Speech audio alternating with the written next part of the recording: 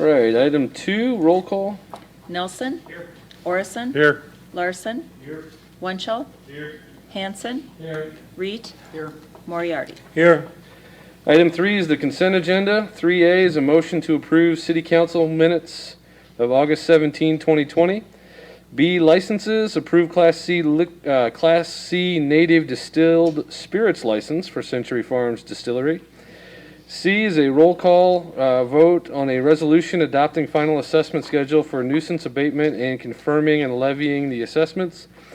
D is a motion to approve the purchase of 2 2021 Ford Utility Police Interceptors from Don Pearson Ford for $69,885. This is a CIP item. E is a resolution authorizing and directing the temporary closing of city parking lot number 4 in the city of Spencer as requested by Spencer Main Street for a special event, September 17 through 19 of 2020. And F is a resolution authorizing permanent transfer of funds of budgeted transfers for the month ending August 31, 2020. So moved. First by Tom, Second. second by Bill. Questions or discussion on these items? All right, hearing none, vote by machine, please.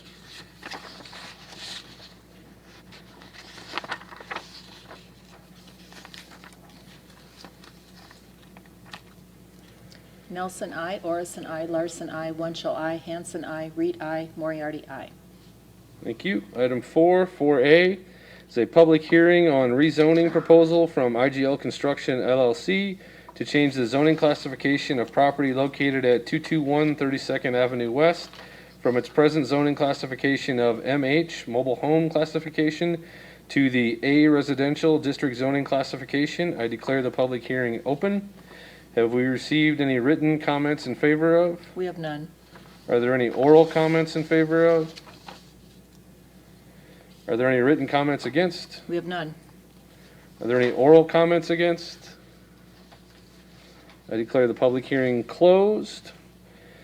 I would entertain a vote, or a motion, on an ordinance amending the zoning classification of real property owned by IGL Construction LLC, locally known as 221 32nd Avenue West, and amending the official zoning map. This is the first filing. First by Ron, second by Lauren, by a nose. Any questions, discussion on this item? Question, I know this is a first filing, and I don't know, Don, what is the process, I mean, we usually gotta go through 3 filings on this, Don, and is that gonna slow down the project in any way, or is it, I don't wanna go 3 weeks, cause then we'll be into October somewhere, and, if we could Well, and possibly. I think you're gonna hear, they have the final plat before you at your next meeting, and if you want at that time, you might Could complete wait. this rezoning and, Okay, but you give won't, ourselves, I think it's correct, you won't hold them down between now and then. okay, thanks, Don. So to clarify Ron's question, what we would do, instead of having 3 readings, at the next reading, we would waive the 3rd. So we just vote on it twice instead of 3 times, combine 2 and 3 together Right. if you want to do that. So this is just the first filing. Any other discussion or questions? Hearing none, vote by machine, please.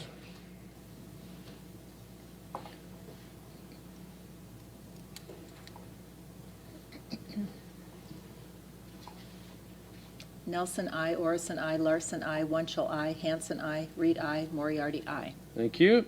I would just like to echo from the last meeting, the city is grateful. I've heard a lot of positive comments about that property being looking different than it used to, and we look forward to new housing going into that area. So, item 5, old business, there is none. Item 6, new business. 6A is a resolution requesting reimbursement from the Iowa COVID-19 Government Relief Fund. I'll introduce that. First by Bill. Second by Donovan. Questions, discussion on this? Question on the request here, we put in a request. Are they showing a time frame on whether they're gonna accept it or deny it, or how does that process work? Are they, Sorry, I Brian, turned my maybe? microphone on. I don't have an answer for that. Do you, Brian?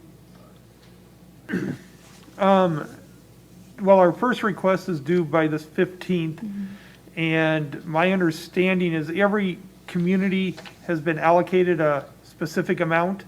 And so as long as we get the documentation and substantiate it, my presumption is that your request is approved. And then we have to submit a second. So what we're submitting first now is March 1 through July 31st. And then we can submit August 1 through September 30th here in about a month. And I think it's just the semantics of going through, because there's certain things you can apply for and it's just verification. So I don't think there's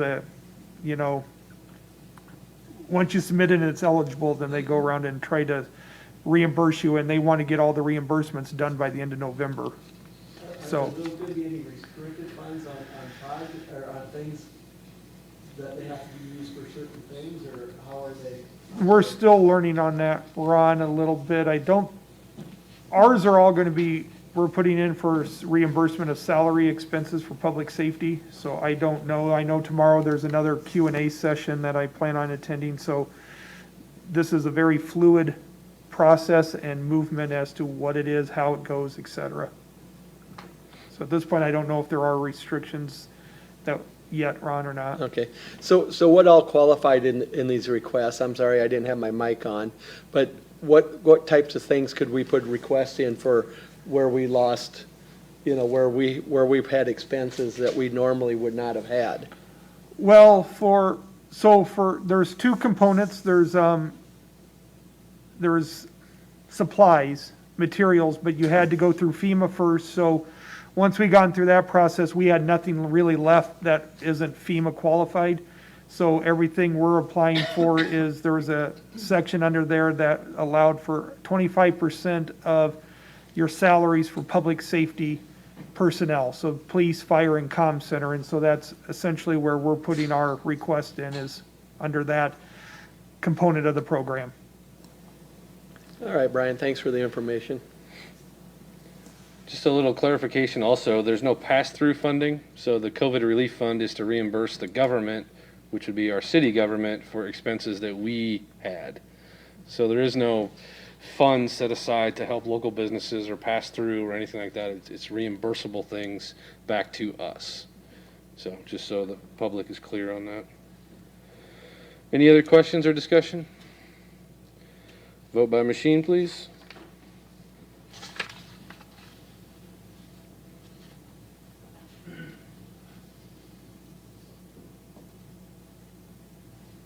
Nelson, I. Orson, I. Larson, I. Wunschel, I. Hanson, I. Reed, I. Moriarty, I. Thank you. Item 6B is a resolution authorizing the City of Spencer, Iowa to make an application to the Iowa Department of Transportation Iowa Clean Air Attainment Program for the partial funding of the Grand Avenue signal replacement and upgrades, and further approving the application which obligates the city to matching funds for the construction of said project. First by Donovan, second by Tracy. Discussion, questions on this item? Ron?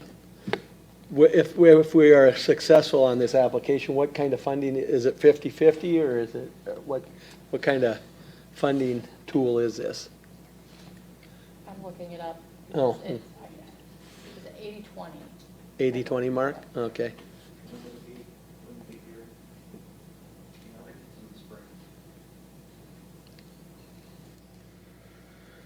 Any further questions? All right, hearing none, vote by machine, please.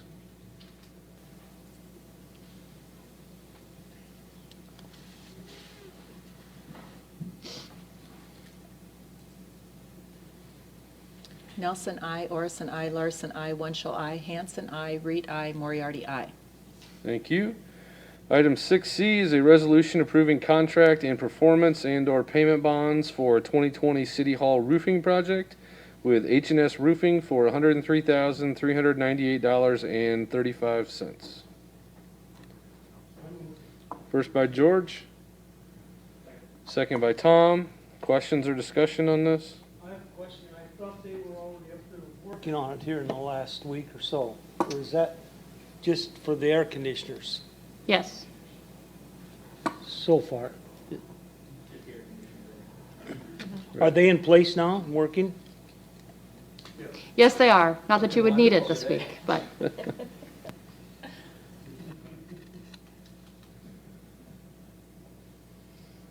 Any other questions related to this item? Hearing none, vote by machine, please.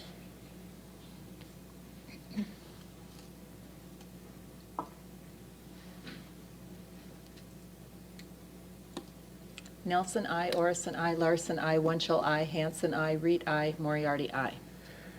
Item 6C1 is a motion to approve a change order number 1 to the 2020 City Hall roofing project to extend the completion date to November 1 of 2020.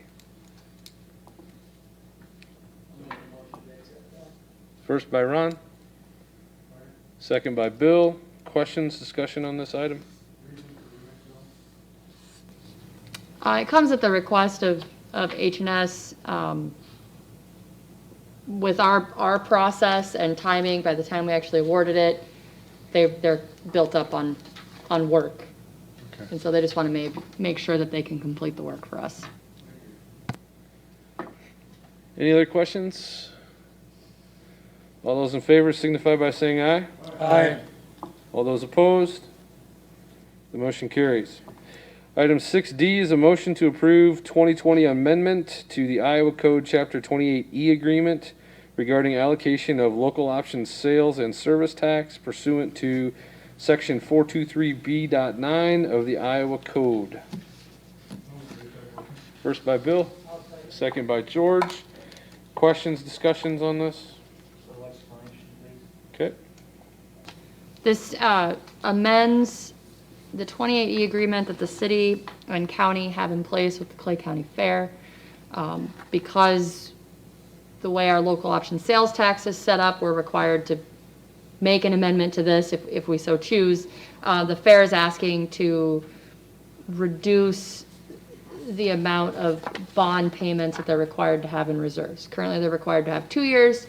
They'd like to reduce it to 1 year. They've visited with all interested parties, and it's of no financial consequence to any of the parties, so we recommend approval. It really helps the cash, significantly helps the cash flow for the fair because of the postponement for this year. Is that gonna be just for this year? Well, it's a one-time change, Donovan, because ever since this was, and I happened to be involved 20 years ago, whatever it was, it was set up so there was a 2-year sinking fund reserve that's held by the county. So if they had an annual payment of $100,000, there was $200 in that fund. What this does is reduces that by 50% so that those funds can be distributed from the county to the fair so they can use it for operations. Thank you, Bill. Any other questions or discussion on this? Hearing none, all those in favor signify by saying aye. Aye. All those opposed? The motion carries. Item 7, engineers report. Jim?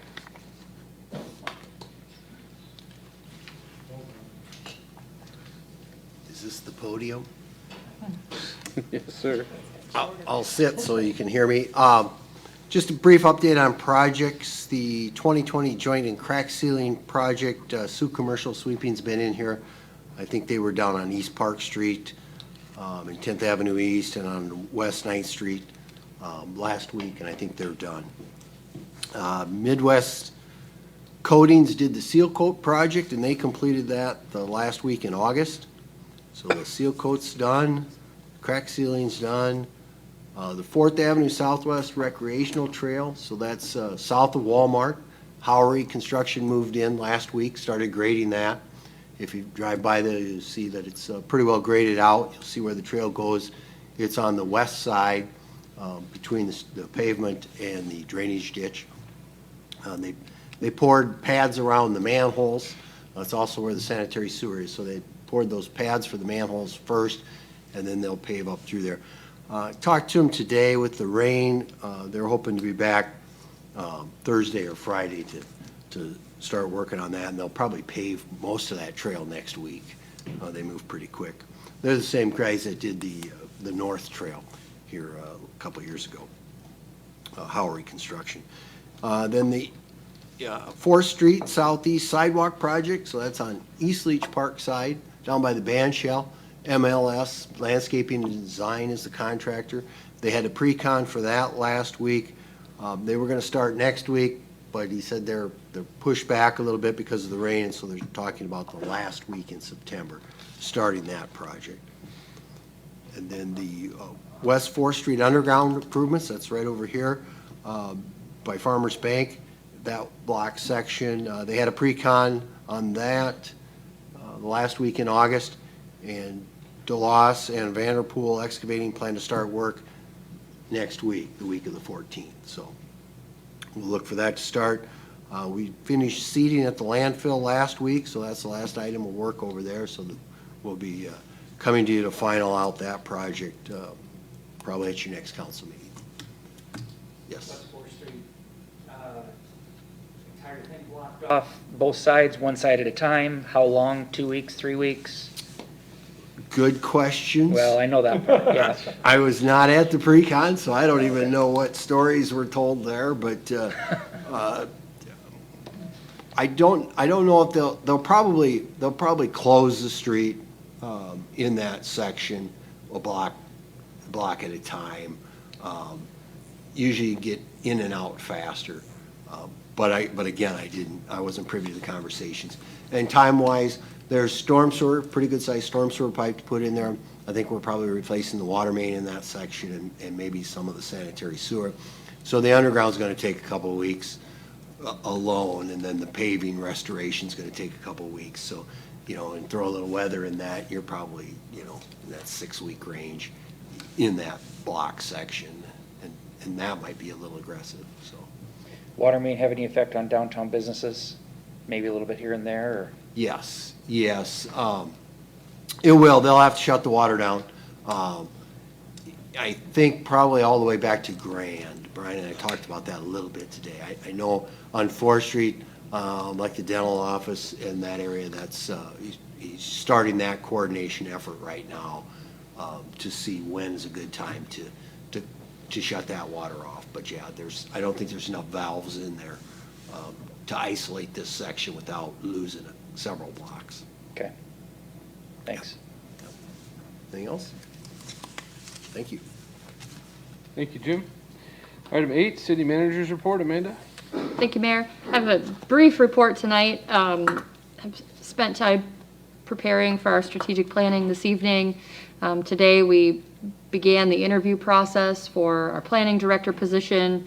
We'll wrap up interviews on Friday, and then next week, George and Lauren and I will convene and review those applicants and the scores and determine what our recommendation to the council is going to be for that position.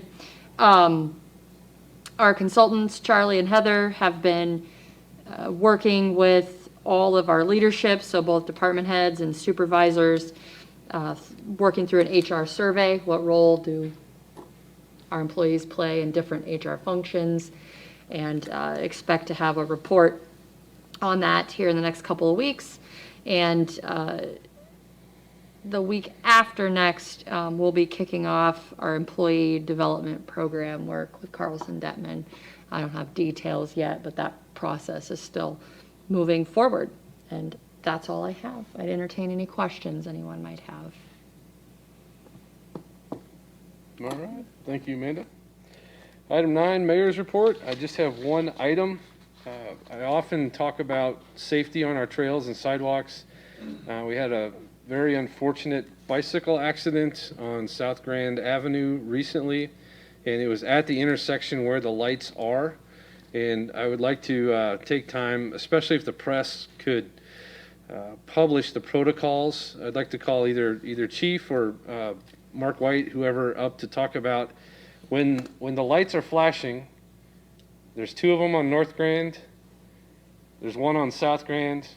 Chief, you want to maybe just go over the protocol for the public? You see it a lot. I'm driving that stretch in the morning when kids are trying to go to school, and those are flashing. This happened to be on yesterday or 2 days ago. Was it just yesterday? Yesterday. Down on South Grand. So it's an extremely dangerous 4-lane to cross, especially early evening or afternoon as people are going. We put those up. The DOT, I guess, put those up, but in coordination with us. But anyway, they do get used. We appreciate the pedestrians and the bicyclists using them, but I would just like to take time to go over what the protocol on the traffic side of things is when those lights are going. Sure. So when the pedestrian activates the yellow flashing lights, that's a signal for the drivers that somebody is preparing to cross into that crosswalk. When the pedestrian is in the crosswalk, they have the right of way.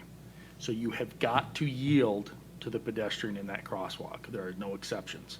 So, but what happens is the yellow lights, you're not required to stop. You're required to yield to the pedestrian. And that's where I think where we get some misconception out there. So, and sometimes we take for granted because the system is great, but it's not foolproof, right? We still have to be able to look.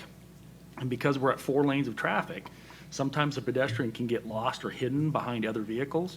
So it's important for us, to everybody, to be diligent on both the pedestrian side as well as the driver's side to prevent these accidents. It's not foolproof.